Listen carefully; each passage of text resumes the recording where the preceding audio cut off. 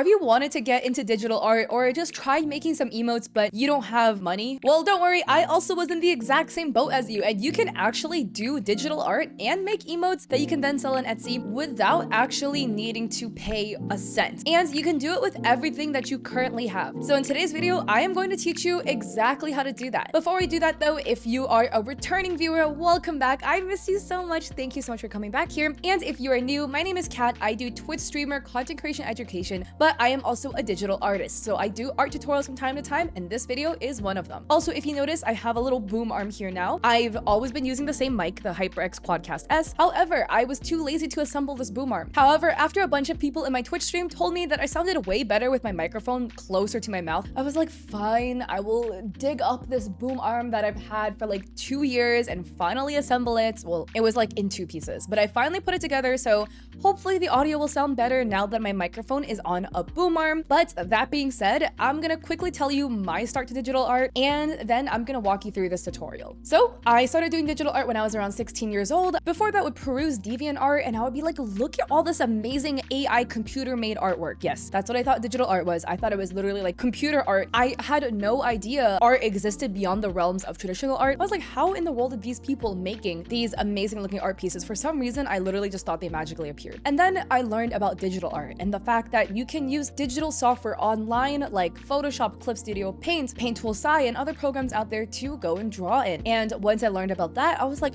yo, I have a computer, let me give this a try. Well, when I was 16, I was in high school and I was broke as hell. So I couldn't afford everything, and therefore I was trying to do everything cheaply. It was possible. I managed to make some digital art pieces that will be put up on screen right here. And while they looked very janky because they were definitely my first start in digital art, I actually made all of these pieces using a mouse and a free drawing program. I will show you my techniques and how to do that. I'm just telling you right now, you do not need to go out of your way to go and purchase anything when it comes to making digital art. You can literally do this with a free program and a mouse. Or if you have a trackpad, I guess you're one of the unlucky ones, but it is still doable on a trackpad. So first things first, and this may sound a little bit weird, we're gonna go and grab a sketchbook or just anything that has blank white sheets of paper. So in my sketchbook, I'm gonna start on the back. I'm just gonna flip to a blank page in the back. Now, this tutorial specifically, I am going to walk you through how to make Twitch emotes using free software. However, I have other YouTube videos actually walking you through the process of how to make emotes. I'm not really going to cover that here as in like artistic style choices, whatever. You can find that in my other YouTube video. I just don't want to make this video too long. I'm just going to show you literally how you can draw for free. First thing we're going to do is on our blank white sheet of paper,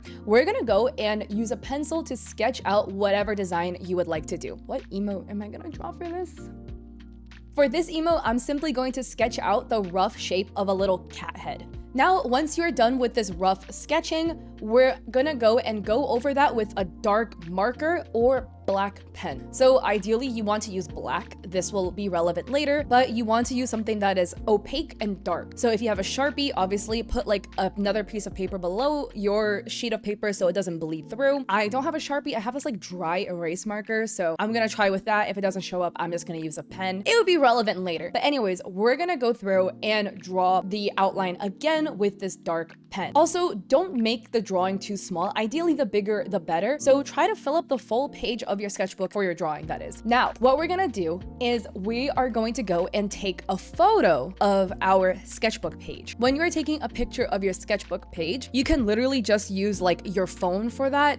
Ideally, it's best if there's no weird shadows crossing the page. If you need to, like hold it up and then hold your phone like this and use the flash. If you have ceiling lights on and then you use your phone and you do it like top down to try to take the picture, what's gonna happen is your phone is going to go and have a shadow casted onto the page. What you really want to do is to make sure that there are no weird shadows intersecting any of the artwork that you have drawn. Make sure you go and take as clear of a photo as possible. All right, so now that we have taken a photo of our drawing, and also I don't actually have an eraser, so it's okay if you don't have an eraser or anything like that, but we're gonna have to do some extra work later if that's the case. Also, another issue too, my dry erase marker ran out of ink. Well, it definitely is a dry erase marker. It draws horrendously on paper. paper. So I used a pen for this, which is again, fine.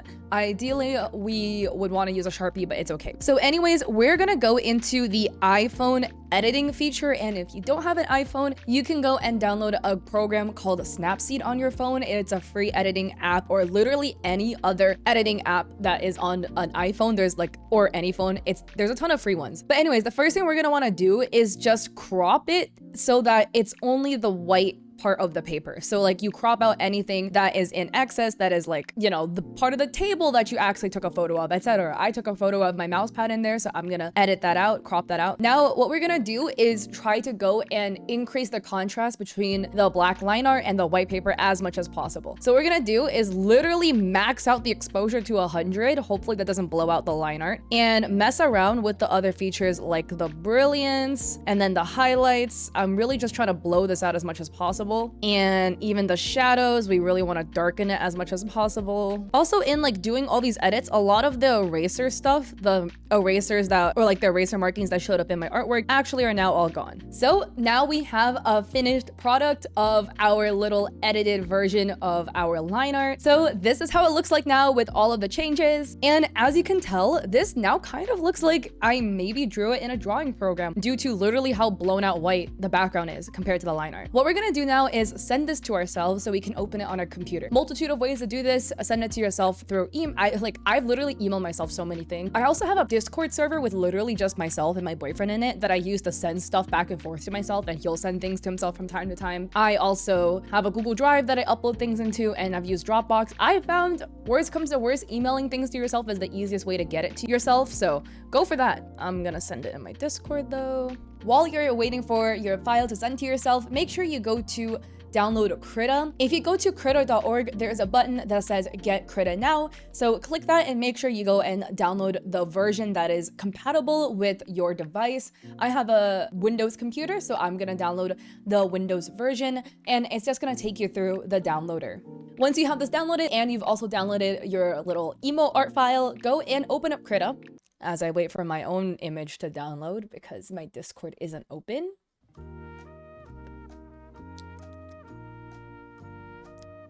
Holy sh**. So here is our Krita, and there's two options. Either you can make a new file or you can open from an existing file. We're gonna hit new file, and we're gonna make it 2000 by 2000, and we're gonna keep the resolution at 300. Hit create. So if you've never done digital art before, or this is something you're new to, the scroll wheel, if you have a mouse, will adjust the zoom in. This is where the layers are. So if you toggle off the background layer, it will make your image transparent. This is important later. We would definitely want to make our image transparent. So we're gonna want to go and open up the image we just downloaded, the one that you drew, and drag it onto your canvas. Insert as new layer. All right, grabbing the move tool, we're gonna go and click and try to center our artwork. My piece is definitely bigger, but if you use the Control-T keyboard command, then it will take you to the transform tool, which will allow you to modify your drawing. Obviously, this warped it in every way, shape, and form. If you hold shift and then you drag, it won't like stretch the width and the height, it will scale it uniformly. So when making emotes, one crucial thing is we just wanna make sure that we're maximizing the canvas space. So I'm trying to make my little cat as big as possible without cropping off parts of its face.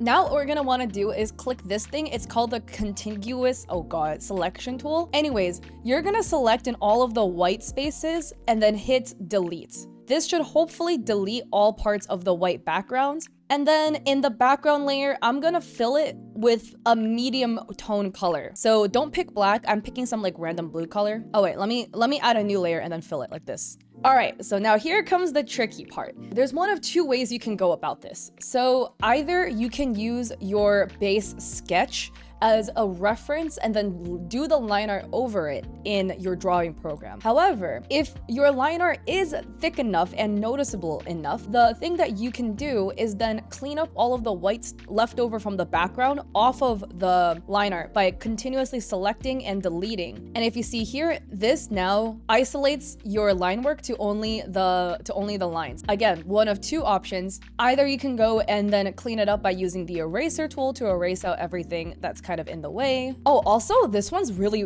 weird. This drawing program, there's no actual eraser tool. If you want to get the eraser tool, you need to click the freehand brush tool and then set eraser mode. And then it will actually allow you to erase. So when I first started doing digital art, what I would do was I would go and clean up my line work this way. So I would literally erase out everything. And again, I'm still using a mouse. Like, I have not touched my drawing tablet. I will not touch my drawing tablet for this YouTube tutorial. I'm literally going through and cleaning this up to the best of my ability. And yeah, it might take you a while, but you're just gonna have to go through with it. Also, if you ever want to adjust the size or the opacity, the adjustment is up there at the top. Honestly, this is pretty therapeutic just to go through and constantly clean up your line work like this. But yeah, because I didn't have an eraser, I now have to erase out all of the leftover lines from when I was sketching with my pencil. And this is what we have. Okay, so on the layer that has our drawing, we're gonna right click that and then go to group and then make a quick clipping group. So this will make another layer on top of this layer that we have, and it will clip it to the layer we made the clipping group for. And then if we fill it with black,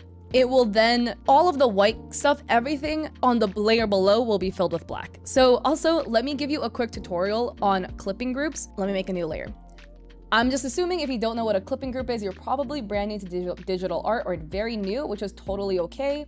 If you have any artwork that you've drawn, like if you've drawn anything, I'm just gonna go and draw like a little smiley face.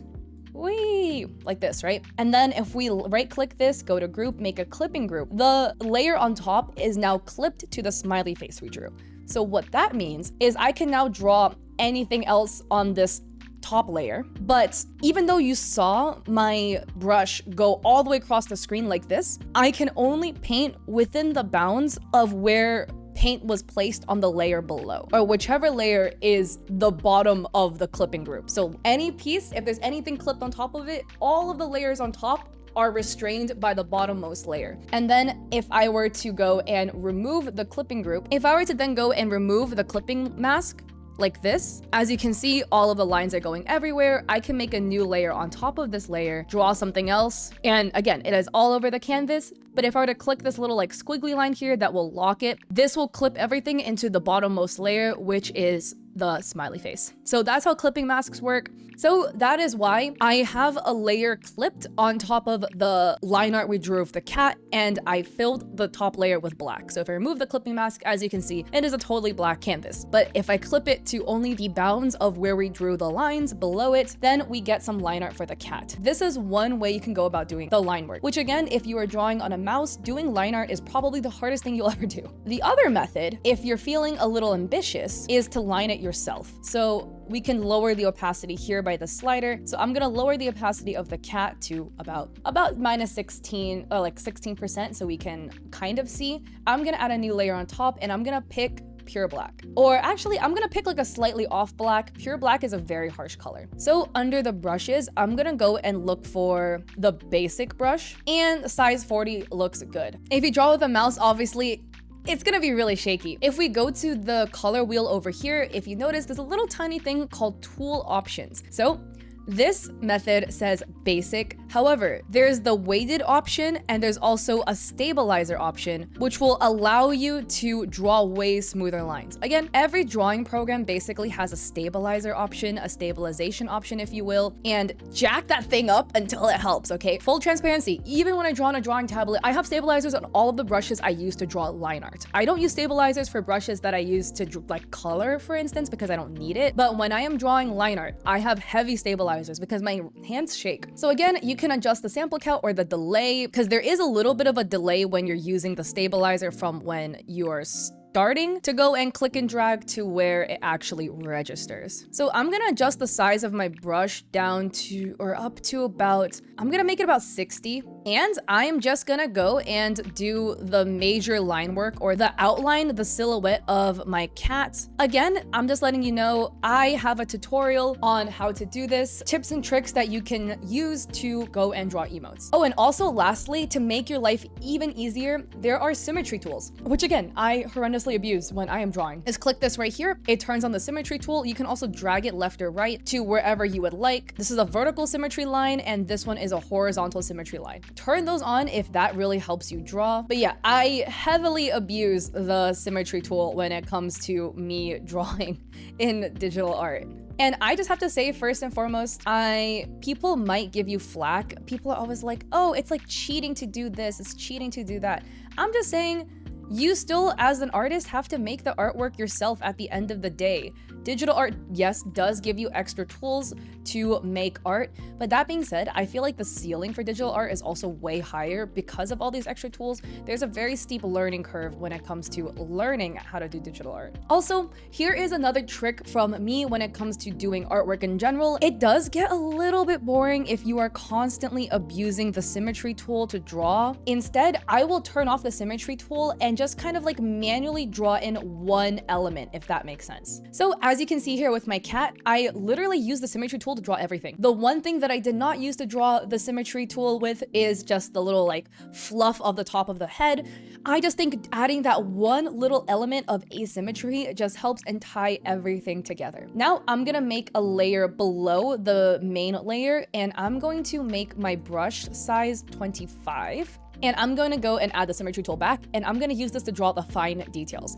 So for this emote, the only fine detail that I have to add really are the pinks of the ears. Is that what you call it? Let me know what the name of like this thing is. But yeah, sometimes the delay of the stabilizer is a little bit difficult to work with. But again, when you're drawing on a mouse, like what can you do, right? And again, I'm only using my mouse for this. I'm going to go and add the mouth on a layer below, and I'm still gonna use that size 60 brush to draw the actual like smile of the mouth, if that makes sense. God, this is gonna take a lot of tries because I don't want this to come off looking kind of creepy. And then I'm gonna make a new layer on top, and I'm gonna use the circle tool. Oh, that looks very creepy. And again, with the symmetry feature on, it does abide by shapes as well, so shapes do also follow the symmetry tool. Also, you can also toggle on a fill if you would like to fill it, so I'm gonna fill it with the foreground color. All right, the eyes are looking a little wide here. All right, this looks very cute. I'm gonna turn off the symmetry. I'm also gonna toggle off the original sketch layer we used, this one, because we don't need this anymore. And lastly, I do think the nose and the mouth is up a little bit high, so I'm gonna scooch the mouth down just a smidge. And I'm also gonna scooch the nose down a smidge. So if we ever do wanna cut and paste or whatever, you can just use the marquee tool or the rectangular selection tool and then click the move layer. And I'm just gonna use the keyboard. So again, the up and down arrow keys or the left and right will move your item, but if you hold shift, it moves it, like each click of the keyboard for the up and down arrows moves it further. That's what I'm gonna use to move. And this is what we have so far for the line art, which looks amazing. We did a great job. I will say, to make your life easier, you should try to name your layers. I don't do that because I am lazy, but I'll do that for the sake of this video. Big outline, small outline, eyes and nose, and I'm gonna name this mouth. I can also just delete this layer because I'm not gonna use this one again. I don't know what this layer is. I'm gonna remove that layer too. But this is looking very good now. So now what we're gonna wanna do is color. So we're gonna go and hit the plus button here, and we're gonna add another layer below. What is a kind of cheat, if you will, to kind of color things in? We can select the main layer with the biggest outline, and then again, we can use the contiguous selection tool. Dude, naming this thing is hard, man. And if we just kind of select in the dead space, as you can see, we highlighted the inside of the cat. Now we're gonna go back to the layer that we want to actually color on. Ooh, wait. Might have discovered something. So, I'm sorry, Ken, there's gonna be so many cuts.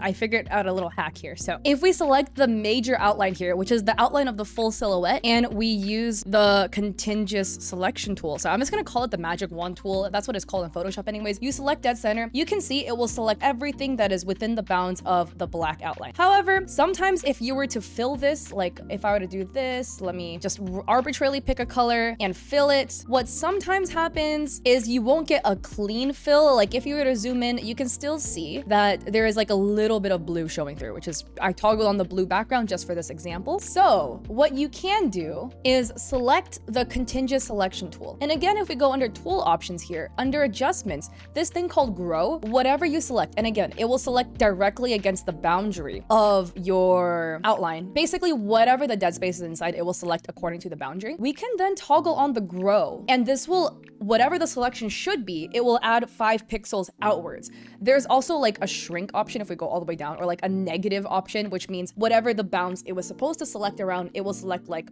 for instance, 5 pixels less. To make our lives easier, we can turn the grow on about maybe 5 pixels. Again, like for the line outline, the weight of the brush we used was 60. And for the smaller liner, it was 25. So 5 is a pretty fair amount. Click the big outline. If we go select, as you can see now, it has some wiggle room now. So now if we were to fill the actual layer we want to put the color on, let's pick a good cat color. I'm gonna make it like a little orange cat. If we fill like so, now it completely fills within the boundaries. And even if I were to toggle on that blue layer, you see that there is no bits of blue leaking through between the line art and the actual fill. Easy life hack. So that's one. And we can use this exact same trick for when it comes to coloring other parts, like for instance, the ears and the nose. So I'm gonna select a little baby pink here. I might adjust these colors a little bit later. The small outline, I put the ears and the nose. Oh, I am trolling. This is only the eyes. But for the small outline here, I have the ears and the nose. So again, I'm gonna go with that magic wand tool. I'm gonna select the ear. If you hold shift, you can select multiple things. So if I did not hold shift, I clicked one ear. If I click the other, it will just deselect this one and then select this. If you hold shift, you can select multiple things. So we're gonna hold shift and select all 3. And then on the layer on top of the orange color we use for the cats, I'm gonna fill this in with the pink color I wanna use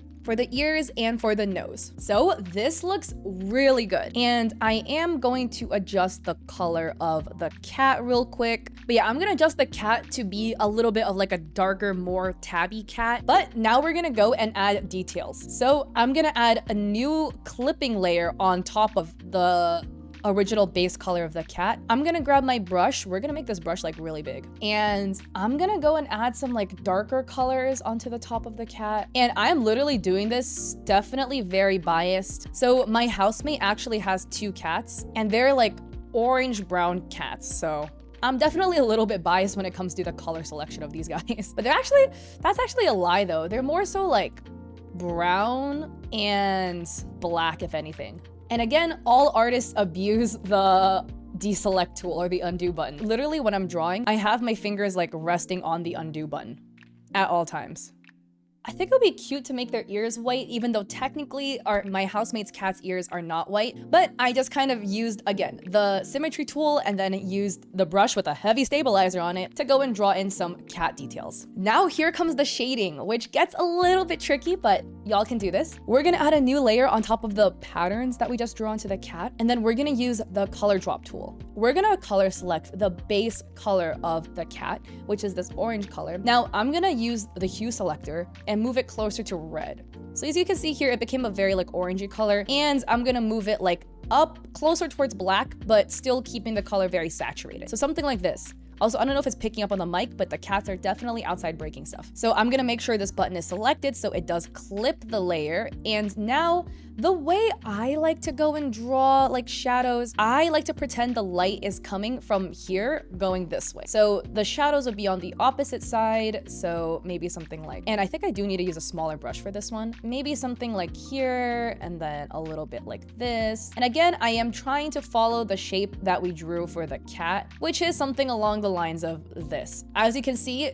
I did curve the shadows to kind of follow the shape of the outline of the cat. And I am gonna add a little bit of a shadow for this here as well. And I'm gonna add a little bit of a line for the swoosh. So also when it comes to coloring things, I don't want a heavy stabilizer when it comes to coloring. It does make it hard. So I'm gonna turn this back onto basic and I'm just gonna color this in with my mouse. And for this swoosh here too, as you can see, it is all one continuous size. I do want it to have a little bit of an angle so it can look a little like clean, a little bit more pizzazz to it. I'm gonna put a stabilizer on this eraser brush and then I'm going to kind of like shave down this swoosh into more of a point. Oh, that looks nice. So it kind of has that vibe to it. There's a little bit of an angle to it. And now that we're done with our shadows, for the layer up here, instead of normal, we're gonna put it on multiply. I realize I missed some spots. I'm gonna just fill those cracks in real quick, but we put it on multiply. And then I am gonna lower the opacity of it a little bit because it is very harsh. But now we're gonna hit plus to make a new layer on top. Don't forget to click the little squiggle so it clips it. I'm gonna select the teardrop tool, select the base color of the cat. We're gonna move it away from red this time. So I'm gonna move it like more towards yellow. And then I'm gonna drag this closer to white, like so. Back with my brush. Now with my brush, I'm gonna go and draw in where all of the highlights should be. So again, since I want my light to be coming from the top left down, the highlights would appear maybe here, something like this. As you notice, I am drawing over the multiply layer. Don't worry, we're gonna clean this up later, like so. I'm gonna lower the opacity of this a little bit. And as you can see, it does conflict with our multiply layer here. But again, I'm gonna put this brush onto the eraser setting, and I'm just gonna try to like erase off where it's competing with the multiply layer here. And I'm gonna just cut it off like this. And same thing over here, I did overdraw again. And if you really have an attention to detail, some of these corners, as you can see, I did bubble up a little bit. Like you can see there's like 2 little bumps here. We can just kind of like go back in with our eraser tool and clean it up a little bit. And I did miss a spot. Now, under this drop down, we're gonna select this layer and make it a screen layer. We don't need to lower the opacity of this layer. I'm gonna hit plus again and click the squiggly line. And this time I'm gonna go under the drop down of the brush. I'm gonna select this airbrush and we're gonna make sure it's large. I'm gonna turn off the stabilizer for this one because it's not necessary. I'm putting it back on basic, and I'm gonna select, I'm gonna select on the opposite side of the color wheel. So we did put the shadows at this shade of red. So I'm gonna actually go the distance from here to here, but from this point over here to pink. Select a very light pink color, and where our shadows are, I'm actually going to go and airbrush here too. So I'm gonna just kind of like, flick my airbrush a little bit, being a little gentle with it, but it looks very cute. I just like this personally. This is kind of like something that I do. I find that it gives it more of like a 3-dimensional effect. Under filter then, we're gonna go under blur and Gaussian blur, and we're gonna kind of like turn up the blur a little bit, and you can see it live time kind of reacting there. Hit okay, and then I'm gonna like lower the opacity a little bit. But I personally really like doing this. I find that it softens the art up a lot. So this is all of the clipping masks for the base skin of the cat. If we clip this tiny little drop down under this folder icon, it will fold all of our layers back up into the group. And now we have the ears. So I'm gonna let me name this like ear base color, like so. Right click here, and we're gonna go under group and then quick clipping group. And then same thing, we're gonna color select the base color of the ears and make sure your brush is back on the regular brush. And I'm gonna go move this color selector closer to red, pick a darker color, and put the stabilizer back on. And I'm gonna make my brush a little bit bigger, and I'm gonna draw kind of like a C shape. Ooh, I do want my color to be a little bit more saturated, but I'm gonna draw a little bit of a C shape inside of the ears to kind of like show that there's a shadow within the ear. This part we do not need to highlight actually, simply because the light doesn't really hit the inside of the ear that often, from what I know of cat ear anatomy anyways. And then if you have it, I'm just gonna draw like a line under the nose, like halfway across the nose like that. It just kind of adds a small little shine on top of the nose. To be honest, that detail isn't very important, but it does look cute. Now the eyes are cute, but the eyes look a little bit dead. So we're gonna click the layer with the eyes. I'm gonna hit a plus, so I make a layer on top of it. Now I'm gonna click the circle tool. I'm gonna make sure my color selector is on white, and I'm gonna go and boop, make a little circle. Also, if you hold shift, it uniformly scales instead of it like randomly scaling like this without holding shift. So this looks very cute. I'm gonna move this to the top right corner. Oh, actually I can move it kind of like in the middle up here like this. I'm gonna hit Control C, Control V to copy a second one, and I'm gonna hold the shift and just slide it over like this. If I were to move it with the move tool, like I would kind of like mess up the height of it. So I'm kind of just doing this. And this looks very good for the eyes. If you hit Control E, it will merge the 2 layers on top of each other. So I'm merging the 2 eye whites together, and I'm gonna merge that under the eye layer. So now they're all on one layer. The very last thing that we want to do is to color the line art a little bit. So it does look very harsh. I know we didn't use black, but we used almost a pure black. So I'm gonna color the line art of some of the finer details so it looks a little bit soft. So where it says small outline, I'm gonna right click this, and then I'm gonna go to, or is it, oh, I've been blocking it with my camera this entire time. Oh, Jesus. I'm gonna right click this, I'm gonna go to group and then quick clipping group. And then I'm going to color select the shadow color, this dark red, and I'm gonna drag it like closer to the black. This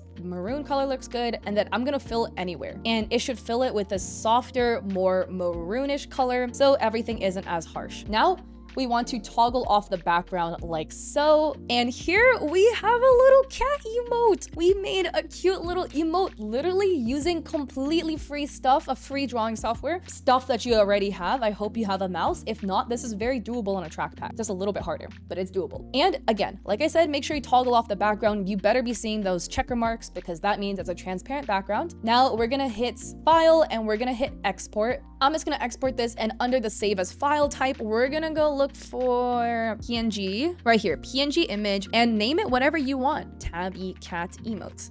Hit OK, and I'm gonna make sure you save your canvas. I didn't do that. Also, the cool thing too is Krita saves as a Krita file, which is not openable by a lot of programs, but you can also save it as a .psd, which is a working Photoshop file. That's the file type. So this, you can open this in Photoshop if you save it as a .psd with all the Photoshop layers, which is really cool. And lastly, if you are making this to sell on Etsy, we can go look up Twitch emote resizer, go click this GitHub, the first one, tmao2.github.io, and it will take you to a GitHub that will automatically resize your emotes because our emotes were drawn in a 2000 by 2000 canvas. So look for the file of the emote you made. We're just gonna drag and drop it.